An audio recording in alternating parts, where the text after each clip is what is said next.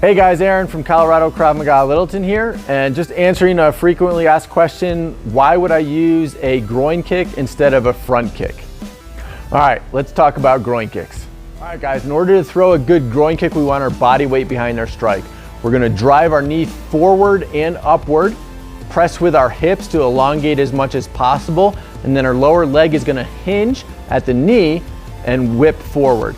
Right, I want to hit with my shin, so I'm striking with bigger, stronger bones in my body against whatever surface presents itself. It could be the groin area of the threat, inside of the legs as that kick rises up, or if they're bent over, it could be smashing them in the face or even in the throat as well.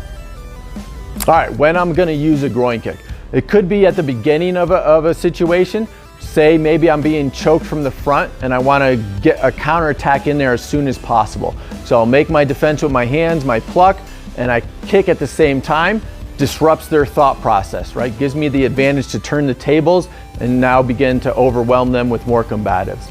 Or maybe it's in the middle of a situation where my strikes to their face, maybe my punches aren't connecting, aren't going through, they're blocking, they're dodging, something like that. And I can kick them in the groin. They don't expect that change of levels of target areas, and then allows them to drop their hands, and I can now re-engage up to the head to continue that fight. So this groin kick will come in handy to, again, disrupt the attacker's thought process or something like that.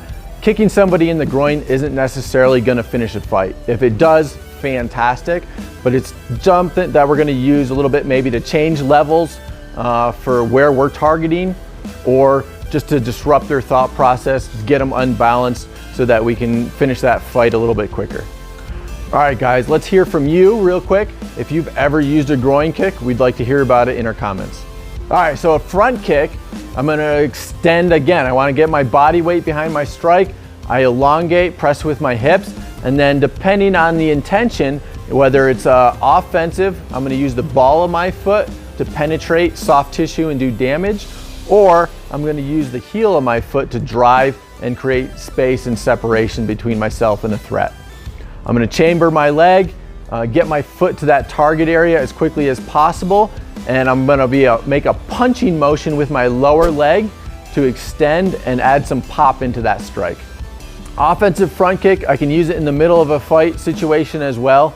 I'm just going to change levels, kick to the soft tissue of the stomach, the groin, something like that. Get that opponent to drop their hands possibly if they were covering up and protecting their head, and then allow me to come back up to the head and do some more serious damage there.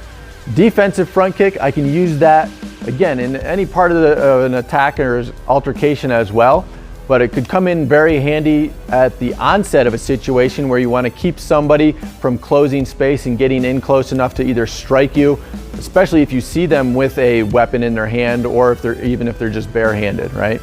But I'm going to kick to the chest, create some space.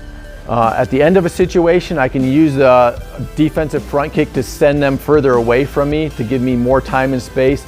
Maybe I access a force multiplier if I have one on my body, or I get a barrier between myself, or just to give myself a little extra head start to run in the other direction. All right, so why do we use these front kicks? Offensive or defensive? I want to either do some damage.